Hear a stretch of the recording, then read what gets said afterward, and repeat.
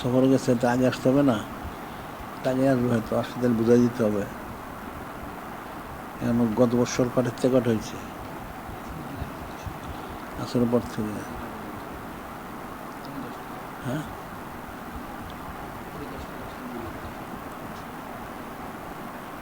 9টা না 9:15 পর্যন্ত, কটা পর্যন্ত হইতো? হ্যাঁ, এসার নামাজ 9:45 হইতো।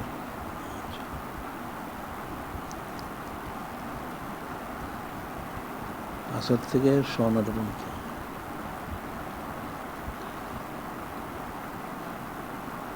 আসর নামাজ এখন হয় কটায়? 5:30, 5:30, 5:45, 6টা। তাহলে তো মাগরিবের আগে 1 ঘন্টা সময় পাওয়া যায়। মাগরিবের পরে কয় ঘন্টা? 2 ঘন্টা।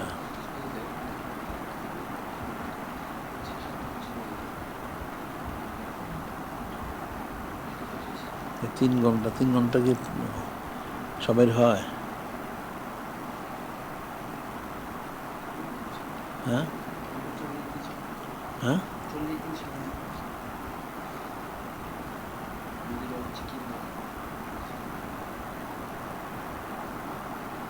হ্যাঁ, প্রতিদিন জিকির হয়। জিকির কেমনে করবে? প্রত্যেকে তো অংশগ্রহণ করা উচিত। বাধ্যতামূলক কয়টা? 7টা তো সবাই অংশগ্রহণ করতে হবে।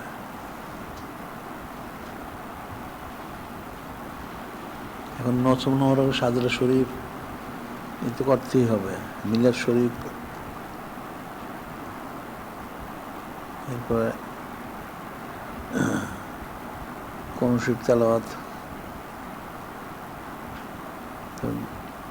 ছাত্রদের জন্য আজান একামতটা তো বাধ্যতামূলক হওয়া উচিত। আজান একামত এবং ছাত্রদের জন্য খুতবা এগুলো বাধ্যতামূলক হওয়া উচিত।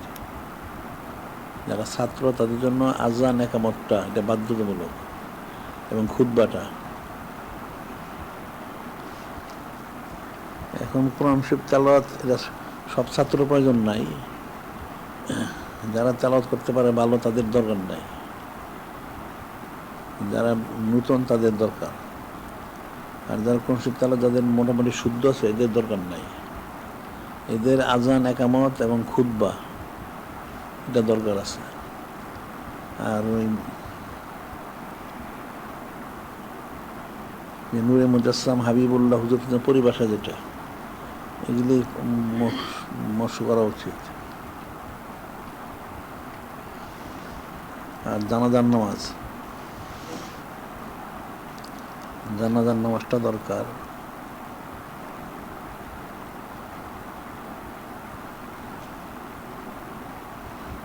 এমনি সাধারণ সবার বাদ দেশা বাদ হজর দুরূদ শরীফ, এটা সাধারণ লোকদের পড়ানো উচিত।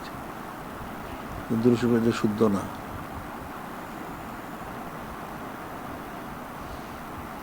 এখন যাদের জানা আছে কোরআন শরীফ তেলাওয়াত শুদ্ধ, তাদের কোরআন শরীফ দরকার নাই। তাদেরকে অন্য কিছু দেওয়া দরকার। আজানটা একামতটা, তারপরে মিলাদ শরীফ তো সবারই পাঠ করা উচিত। আর খুতবাটা,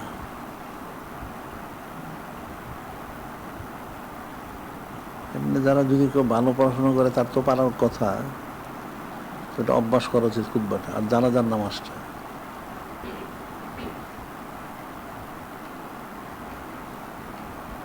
এরপর আবার ইচ্ছা করলে এদেরকে ছাত্রদের জন্য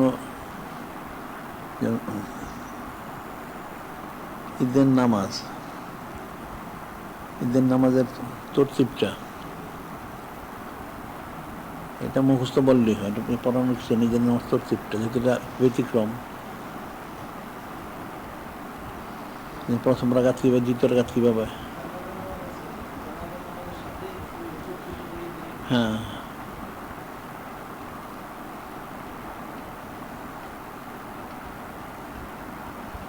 আর এমনি ইয়েটাও শেখানো যেতে পারে, গোসল দেওয়াটা, মুর্দার গোসল দেওয়াটা। এটা মৌখিকভাবে বললো, মৌখিকভাবে বলতে বলতে অভ্যাস হয়ে জানাই দেব, যেগুলি নিত্য প্রয়োজনীয় ওই বিষয়গুলি।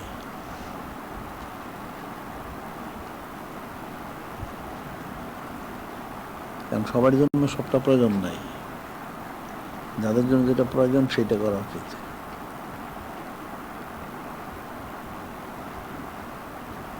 আর আলোচনা আছে কয়টা? চারজন। হ্যাঁ, কয়টা কাফেল? কয়টা কাফেল? কয়টা? হ্যাঁ,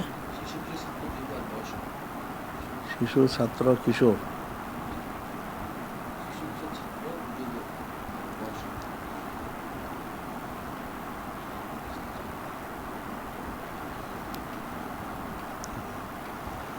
শিশু, কিশোর আর ছাত্রের মধ্যে পার্থক্য কি? হ্যাঁ, বয়সে পার্থক্য।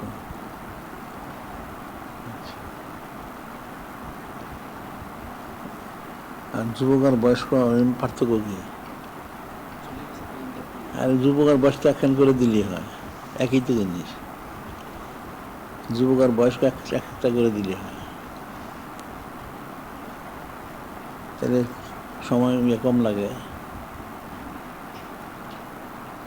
কারাগার করতে দেন, সবাই তো আর করেন না। তো আলোচনা সবাই কম বেশি এটা চর্চা করা উচিত। অনেকে তো জানলেও বলতে পারেন না, এটা একটা মস্ক করার বিষয় আছে।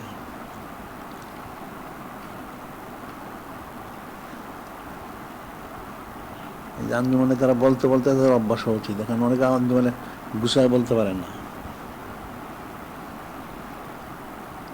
এটা হলো আলোচনার মধ্যে যেটা মানুষ মৌখিক যেটা মানে বক্তব্য, যেটা ওয়াজ যেটা বলে, এটা আসলে মূল বিষয় উপস্থাপনাটা। মূল বিষয় হলো এটা তরতিবটা গুছায় বলা। একই জিনিস একজন একরকম করে, তরতিব ঠিক হয় না। আলোচনাটা তরতিব মোতাবেক করা, উপস্থাপনা যেটা বলা হয়, মানে এটা মানুষকে বোঝানোর জন্য, পেশ করার জন্য যেই তরতিবে বলাটা, সেই তরতিবটা ঠিক রাখা উচিত। অনেকে তরতিব পারেন না, এটাই শেখার বিষয়।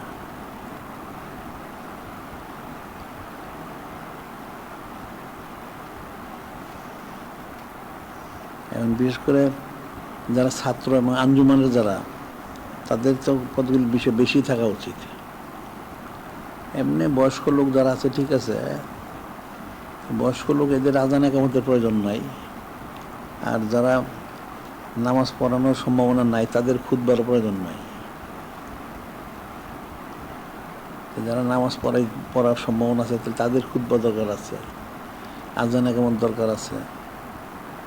আর যাদের ছাত্রজন্য যাদের সূরা কেরাত মোটামুটি শুদ্ধ আছে, এদের সূরা কেরাত পড়ার দরকার নাই।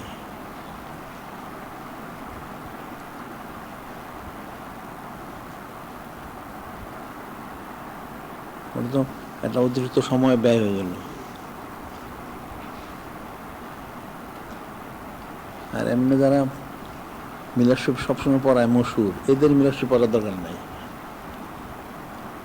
যারা পড়ায় না, এদের মিলাদ শরীফ দরকার আছে। যারা সবসময় পড়ে তার তো হয়ে গেছে।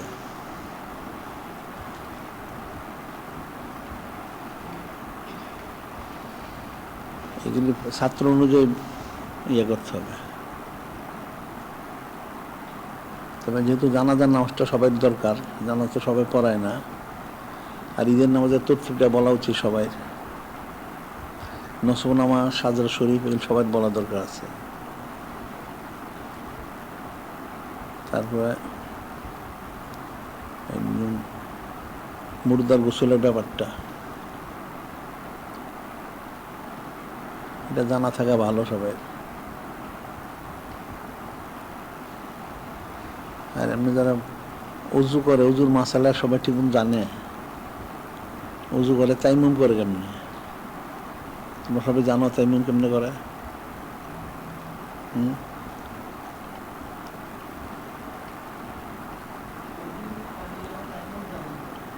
হ্যাঁ, তাইমুমটা শেখানো দরকার আছে। উজুটা জানলেও তাইমুমটা জানেন না। উজু জানলেও অনেক সময় যখন হাতটা ধুইতে হয়, কোন পর্যন্ত ধুইতে হবে হাতটা কতটুকু ধুইতে হবে বলো দেখি। কুনুই পর্যন্ত বলে, কুনুর উপরে 4 আঙ্গুল মোস্তাহাব, কুনুর উপরে 4 আঙ্গুল ধুইতে হবে। বা পায়ের গিরা পর্যন্ত, গিরার উপরে 4 আঙ্গুল দেওয়া মোস্তাহাব।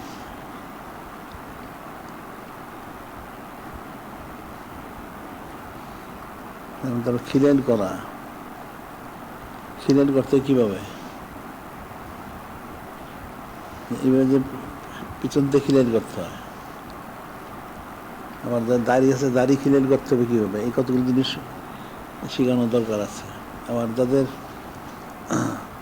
পাতলা দাড়ি, সেটা তো পানি অল্পতে হবে, কিন্তু ঘন দাড়ি হইলে তো অনেক বেশি পানি দিতে হবে। এখন 4টা ফরজ ওযু, কিন্তু দাড়ি ঘন থাকলে 5টা ফরজ। ওটা খুব ভালো করে পানি দিতে হবে, যাতে নিশ্চিত হওয়া যায় যে পানি পড়ছে।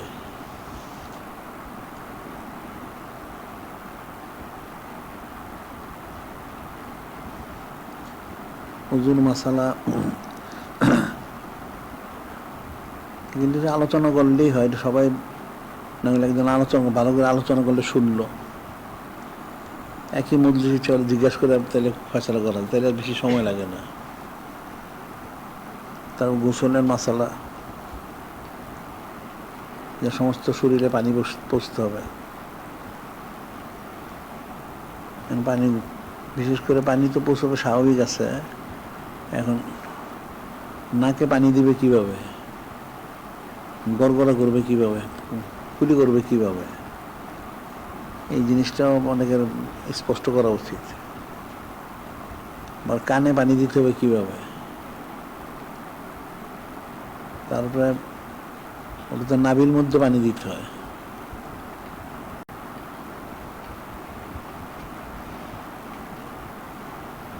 এই বিষয়গুলি স্পষ্ট করা উচিত।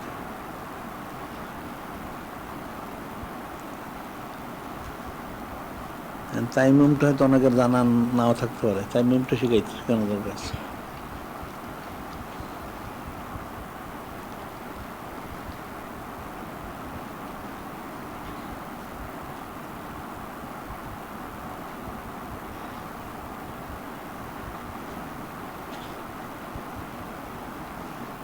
এখন এর মধ্যে আমাদের নামাজ শিক্ষার মধ্যে গেছে, গেলে এটা অনেক মাসালা আছে, শুধু কিতাব পড়ে শেখা যায় না, ওটা বাস্তবে ইয়ে করতে হয়।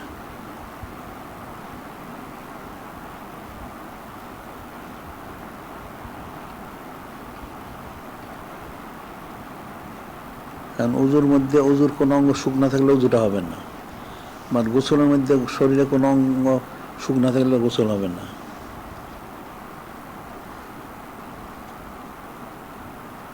আবার তাইমুম করার সময় যদিও হয়তো খুব প্রয়োজন হয় না তাইমুমের মানুষের, তারপরে এটা তো পুরাটাই তো ভালো, ওযু যেরকম মোছো করতে ঠিক সেভাবেই করতে হবে। এটা সোজা হইল, কিন্তু হাতেরটা কিন্তু কঠিন। হাতটা যে তাইমুম যে করবে, হাতটা যেমন কেমনে মুছবে, এটা তো মাটিতে হাত দুটা একটু মেরে সামনে পিছনে টান দিতে হবে। টান দেওয়ার পরে আঙ্গুলগুলি যেমন হাতটা প্রথম বাম হাতটা এরকম করতে হবে, 3টা আঙ্গুল আর 2 আঙ্গুল, ওটা ডান হাতের শুরুর থেকে এইভাবে নিয়ে যাবে, নিয়ে এটা নিয়ে আবার ঘুরে আইনা পরের বার এখানে আনতে হবে। ওযুর মস্তিষ্ক উপরে দিতে হবে একটু।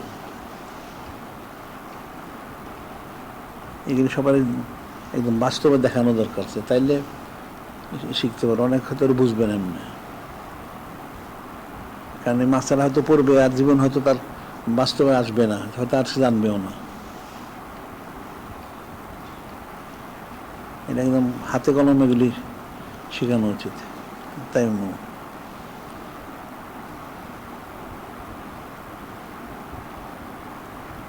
এখন কানে পানি দিবে কি, মানে কানে যখন কানের ভিতরে পানি দেওয়া যায় তাতে সমস্যা। কানের ভিতরে তো পানি দিতে হয় না, আঙ্গুল দিয়ে কানের ভিতরে করতে হয়।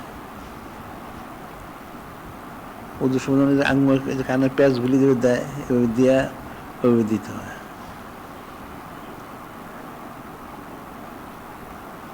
আর নাকে দিলে নাকে তো পানি টানতে হবে, নাকে পানি টান দিলে তো মুখ দিয়ে বের হয়ে যায়। তাহলে মুখ দিয়ে বের হয়ে যদি শক্ত হাড্ডি পর্যন্ত বলা হয়েছে, তো টানটা বের করে দিলে তাহলে নিশ্চিত হয়ে গেল। শক্ত হাড্ডি পর্যন্ত পচলো কিনা তার পানিটা সে বুঝবে কেমনে? ওটা যে পানিটা দিয়ে টান দেয় তাহলে ভিতর প্রবেশ করে, মানে সব মুখ দিয়ে বের হয়ে যায়, তাইলে সে নিশ্চিত হয়ে গেল।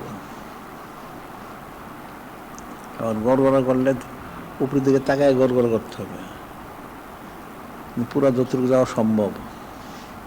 আর যদি কারো সন্দেহ থাকে তাহলে খাবারে একটু পানি খাই ফেললেই হয়, তাইলে হয়ে যাবে। পানি খাই ফেললে পানিটা ভিতরে যাবে গিয়া, গড়গড়া করলেও কিছু খাই ফেললো।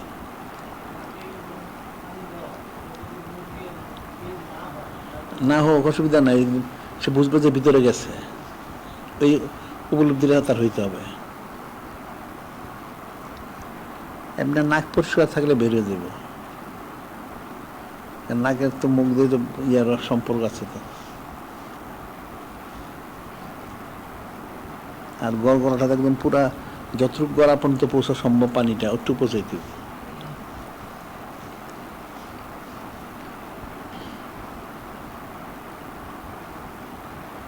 এতো মানে খেয়াল করে করতে হবে, গাফলতি করলে অনেক সময় দেখা যায় হয় না। বা নাভির মধ্যে পানি দিতে হয়,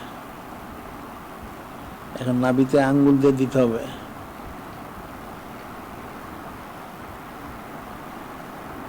আঙ্গুল দিয়ে পুরো দিতে পারে তো ভালো, মানে খুব খেয়াল করে দিতে হবে। আর যদি মনে করে আঙ্গুল দিয়ে সমস্যা, তাহলে অল্প একটু সাবান নিয়ে নাভির মধ্যে দিলে তাহলে পানিটা সহজে যায়।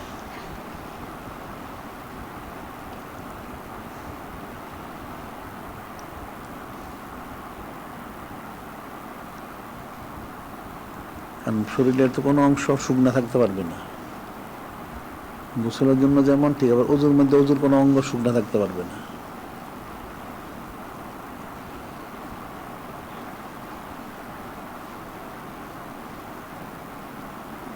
আর এই গোসলের তরতিবটাও বলা উচিত, গোসল তরতিবটা কীভাবে। এটা যে কোনো গোসলই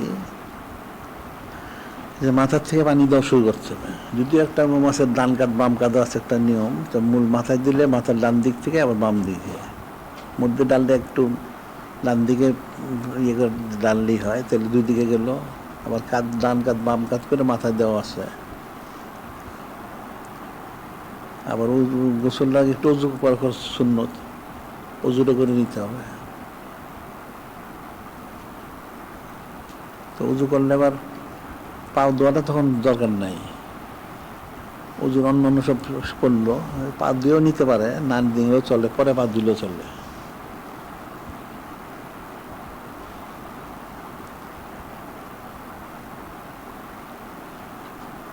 বিশেষ করে যারা সবেরই জানা উচিত, আবার ছাত্রদেরও বেশি জানা উচিত।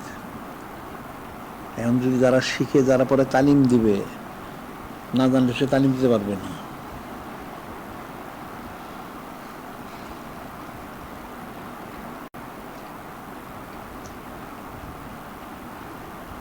আর পড়াশোনা করে, যে পড়াশোনা করে নাকি ওরা, তো কেমনি হবে?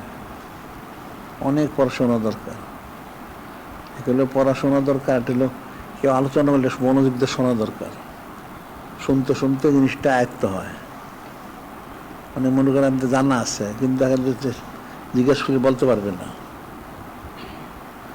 ইলিম বা বহাস, ইলিম যত চর্চা করে বৃদ্ধি হবে, অনেক বলতে হবে। প্রত্যেকটা একটা তর্তিব শিকার বিষয় আছে।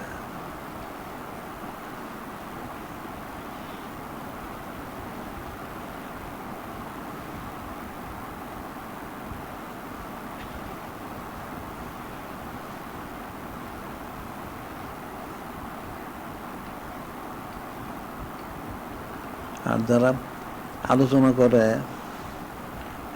যে বিষয়গুলি আলোচনা করছে, মূল যে বিষয়গুলি, সে আসলে আলোচনা করলে যে সময় অনুযায়ী মূল বক্তব্যটা প্রথমে সংক্ষেপে একবার বলে দিলে এরপর বিস্তারিত বললো, তাইলে সহজ হয়। আর নশোতে তার মূলটা ফৌত হয়ে যায়।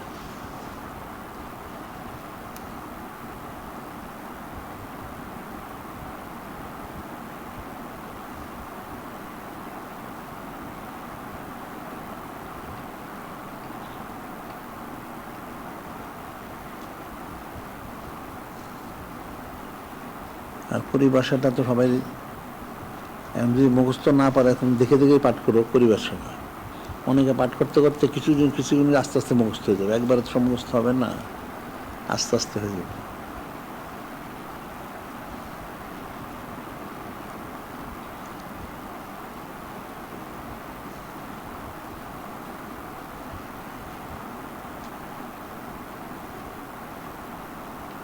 যে কোনো জিনিসের পত্রের তরতিবটা ঠিক রাখা উচিত।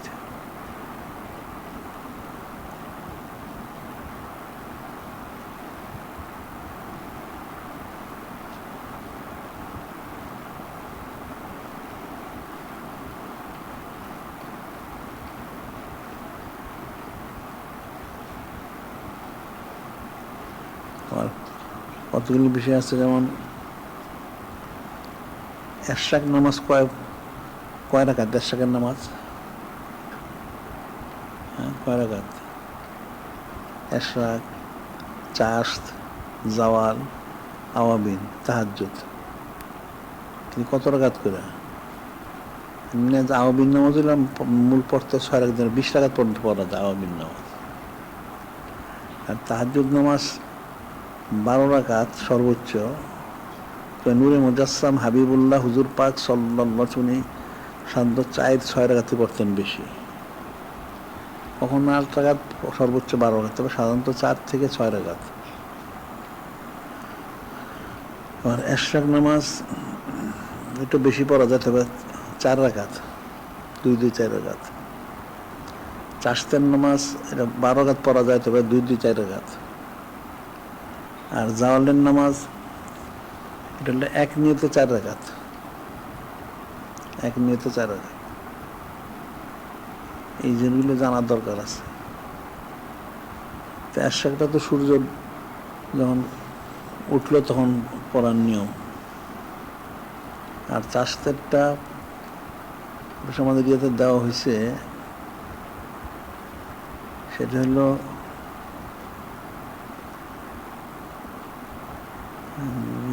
বিপরীত উল্টা করা হয়। সেটা যেমন মাগরিব থেকে আসর ওয়াক্ত যত সময়, এর আগে জোহর ওয়াক্ত হয়, ঠিক এরশাক থেকে ওই পরিমাণ সময়ের পরে তারপরে চাশতে নামাজ পড়ার নিয়মটা,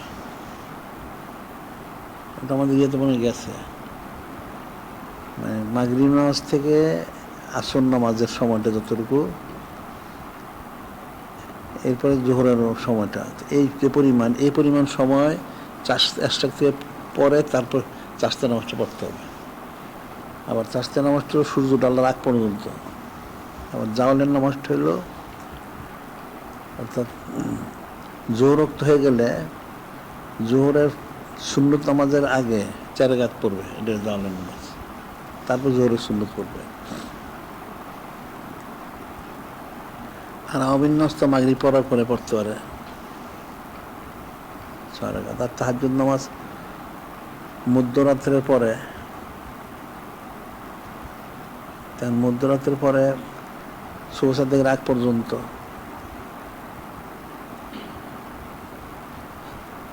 এখন যদি কেউ পড়তে পারে তাহলে সেটা হলো রাত্রেরকে যদি 2 ভাগ করা হয়, দ্বিতীয় ভাগের 3 ভাগ করলে মধ্যভাগে পড়াটা উত্তম সবচেয়ে। মানে রাত্রটাকে যদি 6 ভাগ করা হয় তাহলে পঞ্চম ভাগে যদি কেউ পড়তে পারে ভালো। আর যদি না হলে, যদি কারো রাত্রে শুইতে দেরি হয় তাহলে সে যেন তাহাজ্জুদ পড়ে শোয়। আর যারা আগে শুবে তারা উঠা পড়বে।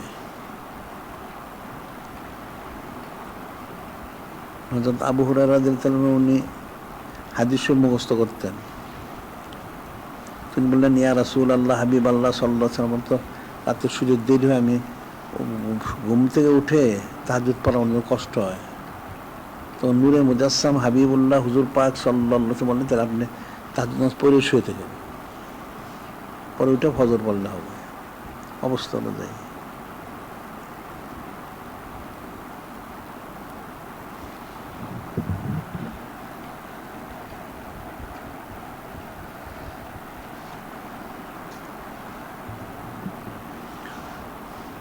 এখন এই ধরনের জরুরি যে বিষয়গুলো এগুলি যে ছাত্রদের জানানো দরকার, তো জানেন অনেক কিছু, আর না জানলে শিখলে আর জীবনে কোনোদিন শিখবেন না, বই পড়ে শিখতে পারবে না।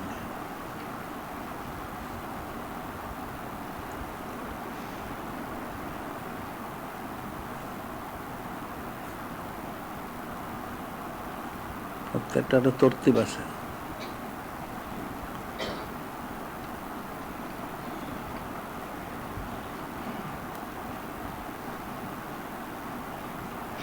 আর তাসব তো মানুষ বুঝেই না, বুঝলে কীভাবে বুঝবে কে জানে, তো মানুষ তো তাসব বুঝেই না।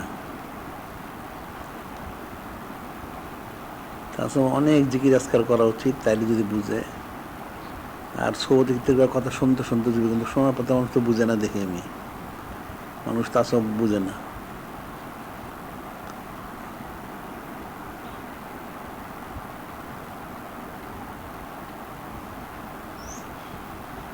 ইলমে তাসবটা সূক্ষ্ম বিষয়।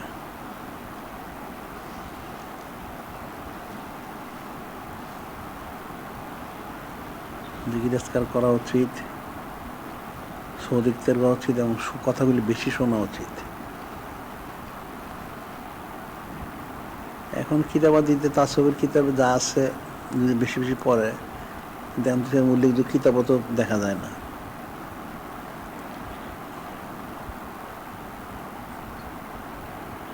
সাধারণভাবে তাসবের কিতাব যদি লেখে মুহলিকাত মুনজিয়াত, মুহলিকাতগুলি দূর করতে হবে, মুনজিয়াত পয়দা করতে হবে, এটা সাধারণভাবে। কিন্তু আসলে এটা কীভাবে পয়দা হবে? রিয়াজুল মাশাকাত করতে হবে। তাই রিয়াজুল মাশাকাতটা কীভাবে করবে? এটা আসলে অনেক মূল হলো অনেক জিকির করতে হবে। এখন অন্যান্য যত কিছু করো, যেমন যেটা আমরা বলেন খাজা বাহাউদ্দিন নওশাদ বুখারী রহমতুল্লাহ আলাইহ, ওইটা ওই কিতাবটা দিতে হবে, এটা দেওয়া হয়েছে। ওনার পূর্ববর্তী সময় পর্যন্ত ছিল নফস থেকে সাধনা শুরু করতেন ওনারা। নফসের অর্থ হইল একাধারে 10 বছর 5 বছর 20 বছর ওনারা কথা বলা বন্ধ রাখতেন, এরপর সত্য কথা বলা শুরু করতেন। তো অনেক সময় ব্যয় হইত, এই জন্য সাধনা বেশি করতে হইতো। এই যে অনেকে 20, 30, 40, 50, 60, 70 বছর করছে।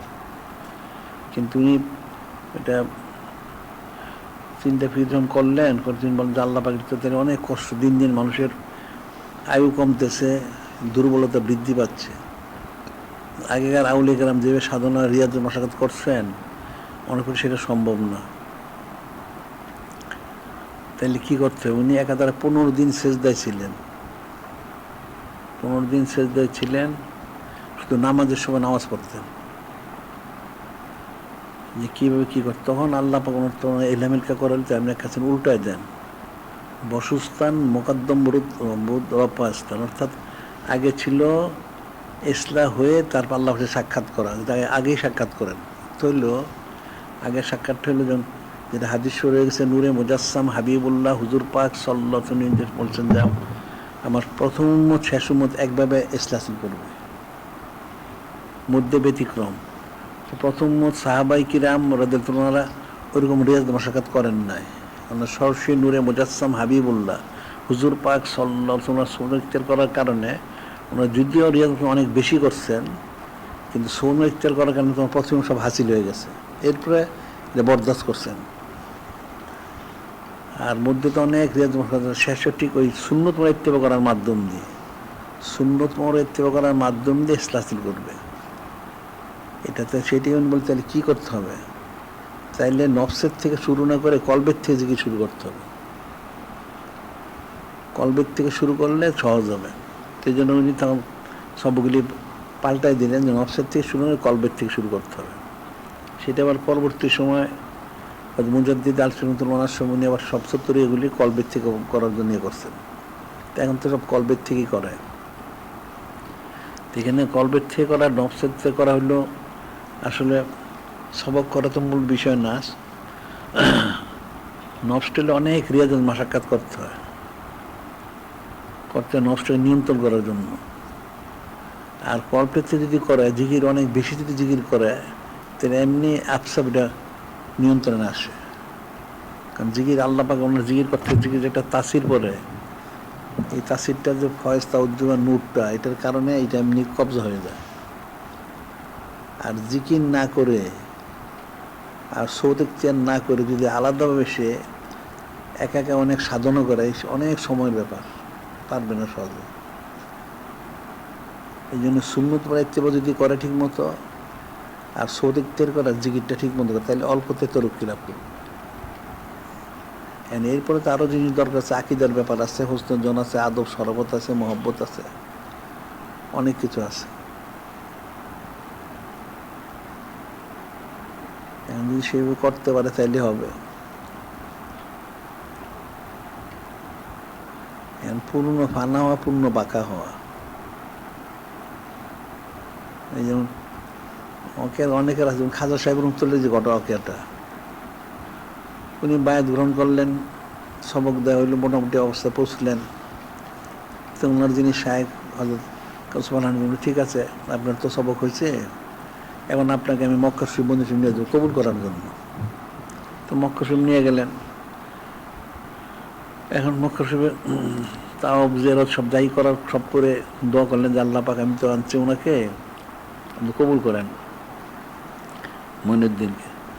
গাই মিনা দিল, ঠিক আছে আমি কবুল করলাম। তুমি বলেন যে ঠিক আছে কিন্তু কবুল হয়ে গেছে, এখন আপনার এখন রওজা শরীফ যেতে হবে, মদিনা শরীফ। ঠিক আছে, গেলেন মদিনা শরীফ। এখন খাজা ওসমান মদিনা শরীফে উনি সালাম দিলেন, দোয়া করলেন। এখন খাজা সাহেব রহমান তার সালাম দেন নাই, উনি মাথা নিচু করে দাঁড়ায় রয়েছেন চুপ করে। তো খাজা ওসমান দেখতে উনি কি করেন, কিন্তু চুপ করেছেন। চুপ করেছেন, সালাম দিয়েছেন না, সালাম দিব আপনি আমাকে অনুমতি দেন নাই। আমি যে সালাম দিব আমাকে অনুমতি দেন না, আমি কি করে, আপনি আপনার গোলাম, তো গোলাম তো মুনিবের কথা মতো বাইরে কাজ করতে পারেন না। উনি তাহলে সালাম দেন, সালাম দিলেন, উনি কবুল করানো হইল। উনি চিন্তা করলেন যে আসলে উনি আসলে হাকিক ওনার মুরিদ। রওজা শরীফের সামনে দাঁড়ায় উনি ওনার শায়েখের আদেশের বাইরে উনি সালামটা দিলেন না, তাহলে উনি ওনার কতটুকু অনুগত। আসলে এটাই তরতিবটা। কারণ ওনার সাথে তো নূরে মুজাসসাম হাবিবুল্লাহ হুজুর পাক সাল্লাল্লাহু আলাইহি ওয়াসাল্লাম কোনো এখনো পরিচয় হয় নাই। ওনার শায়েখ ওনার মাধ্যম দিয়ে হয়েছে। যখন উনি বললেন, উনি সালাম দিলেন, তখন ওনার নিজবতটা হইল। তিনি বললেন হ্যাঁ আপনি আসলে ওনার হাকিকি মুরিদ, মানে তাকে মিলে পৌঁছাইলেন। তার সবার এই জিনিসটা তার মানুষ বুঝবে কতজন নেয়, বিষয়টা কঠিন সূক্ষ্ম বিষয়। এটাই পরবর্তী খাজা ওসমান বলছেন যে উনি তাজ্জুব হয়ে গেছেন। খাজা সাহেব রহমতুল্লাহ এটা দেখে উনি আশ্চর্য হচ্ছেন, উনি আসলে হাকিকি মুরিদ। উনি রওজা শরীফের সামনে দাঁড়ায় নূরে মুজাসসাম হাবিবুল্লাহ হুজুর পাক সাল্লাল্লাহু আলাইহি ওয়াসাল্লামের সামনে উপস্থিত উনি সালাম না দিয়ে চুপ করে থাকলেন। ওনার শায়েখের অনুমতি ছাড়া উনি সালাম দিলেন না, অনুমতি পরে দিলেন। বিরাট ওনার ফানা এবং বাঁকার বিষয়টা, চরম ফানা চরম বাঁকা। উনি আসলে হাকিকতে, উনি তো একদম সেই জন্য হাকিকতে হাবিবুল্লাহ হইলেন, যেমন ফানা তেমন বাঁকা। তাসব মানুষ বুঝবে করছে, কারণ তাসব জানে না। আবার ঠিক এরকম একটা ঘটনা আছে না, বাবা ফরিউদ্দিন গঞ্জ শুকুর রহমতুল্লাহ,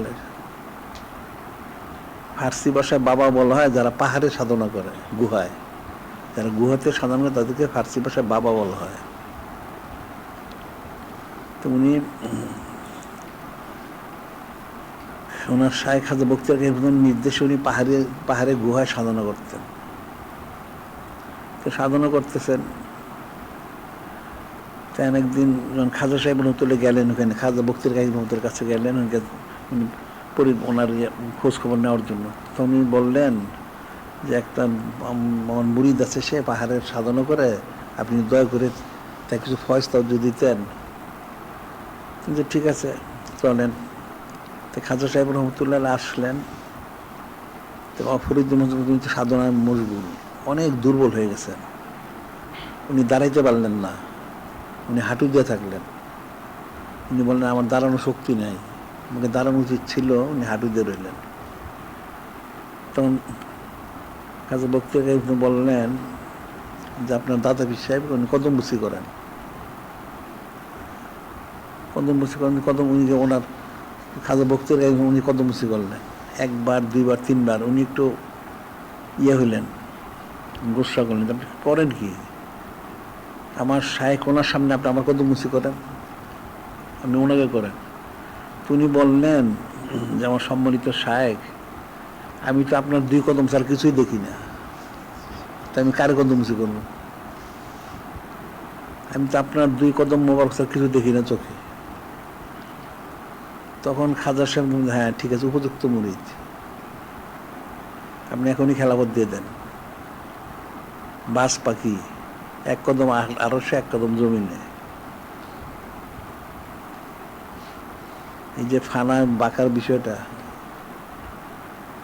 যত ফানা হবে তত বাঁকা হবে, ফানা নইলে তো বাঁকা হবে না। মানুষ তা সব বুঝবে কেমনে?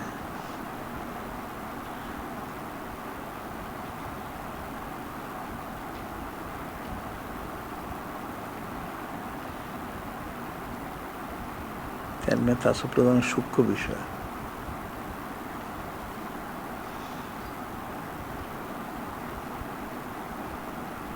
এখন জিকির করা উচিত, বেশি বেশি জিকির করলে জিকিরের দ্বারা সহজে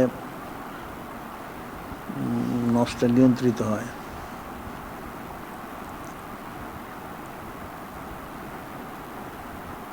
আর যে অকেয়াগুলি, এগুলি নসিহত হাসিল করা উচিত। এখন তো অনেক ওকে তো বলা হয়, কিন্তু অনেকে শোনে, বুঝে কতজন? সাধারণত লোক কেউ বুঝে না, হয়তো কেউ কেউ কিছু কিছু বুঝতে পারে, অধিকাংশ লোক বুঝে না।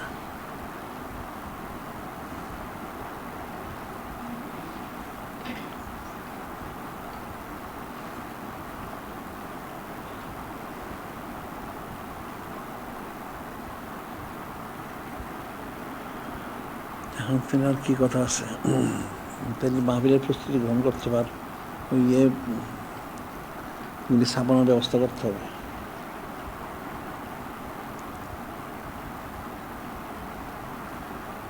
এখন তোমাদের বা দেশাবাদ দুরুশটা ঠিক রাখা উচিত, তোমরা পড়ো না ঠিক মতো, 5 আনবাসটা জারি করা উচিত, এরপরে সবকগুলি করা উচিত, আর আমলগুলি সুন্নত মনে করা উচিত।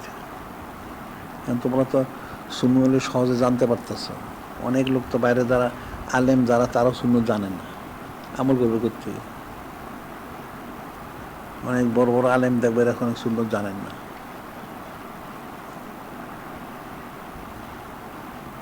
সে তালিম নাই, পড়াশোনা নাই। আমি বললাম ওই যে ঢাকা আলিয়া মাদ্রাসার প্রধান মুফতি, ঢাকা আলিয়া মাদ্রাসার প্রধান মুফতি হলেও তাদের ভাষায়, সরকারি ভাষায় বাংলাদেশ সবচেয়ে বড় আলেম। ঢাকা আলিয়া মাদ্রাসার প্রধান মুফতি হল সরকারি ভাষায়, সে বাংলাদেশ সবচেয়ে বড় আলেম। তো এই বড় আলেম সে যাত্রাবাড়ি বয়াত হইল,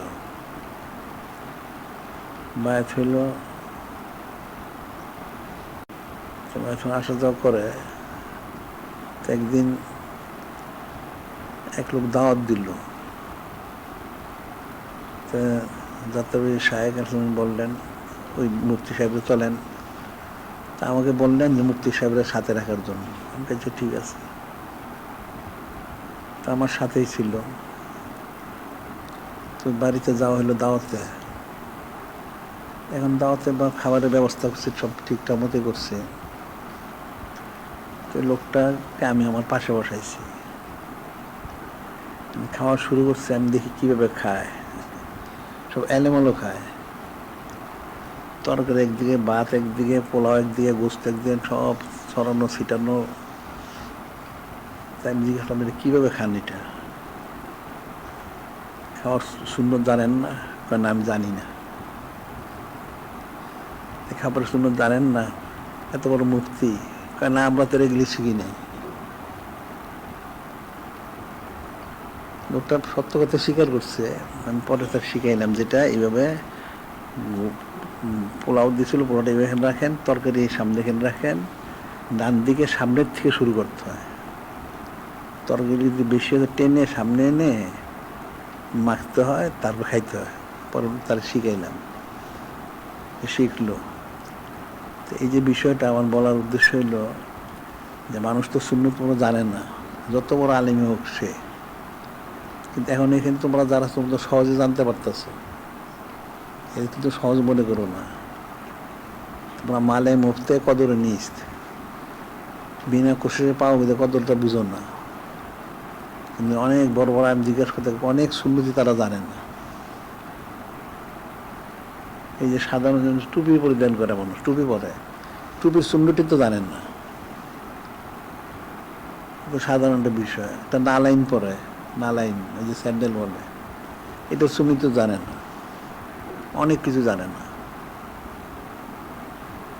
তারপরে অনেকে পাগড়ি পরে, সাধারণত পরেন না, তারা যখন নামাজের সময় পরে, হয়তো মসজিদের ইমাম সাহেবরা পাগড়ি থাকে, নামাজ পড়লো।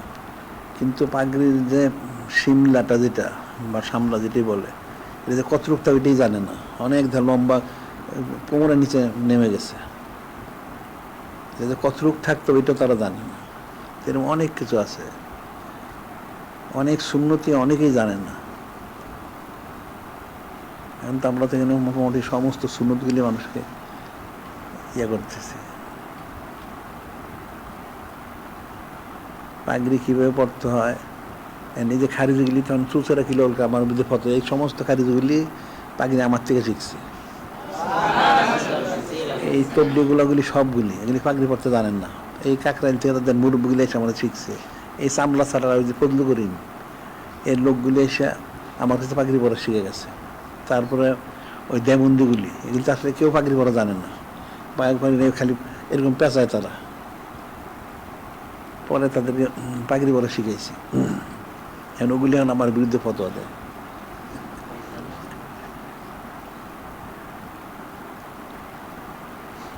এরা অনেক কিছু জানে না।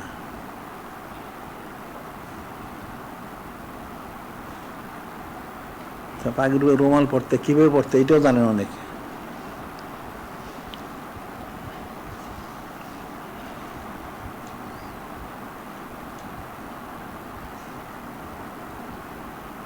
এখন মানে মুফতে, এখন তোমরা মুফতে পাও, ও তো বুঝো না।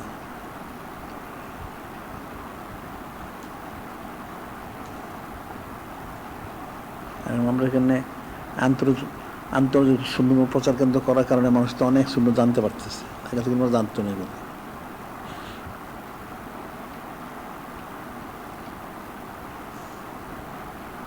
এখন আমলগুলি সুন্নত করো, আস্তে আস্তে শিখো। আর আমাদের কিতাবগুলি পড়বা সবাই। তুমি যদিও মনে করো তোমার একটা জানা আছে, তার তুমি এটা পড়বা বেশি বেশি। জানলেও তুমি হয়তো বুঝবেই না অনেক কিছু। এটা পড়তে পড়তে ইলিম বহাস, এটা বারবার পড়তে পড়তে মূল জিনিসটা আয়ত্ত হয়, হাকিকতটা তখন আস্তে আস্তে আয়ত্ত হয়। প্রথম তো সে জাহিরিটা পড়ে, জাহিরিটা পড়তে পড়তে বাতিনটা হাসিল হয়। জিকির করতে করতে একটা আল্লাহ আল্লাহ গোফতে আল্লাহ মিশাওয়াত ইসুকুন কায় বাউরে মর্দুম সাদ, একটা লোক আল্লাহ আল্লাহ করতে করতে অলি আল্লাহ হয়, না করলে হবে কেমনে? ঠিক পড়তে পড়তে সে আস্তে আলেম হবে, মূল জিনিসে বুঝতে পারবে। এটা মনে রাখবা। তাহলে থাক, আজকে বন্ধু, কালকে সকালে আছে।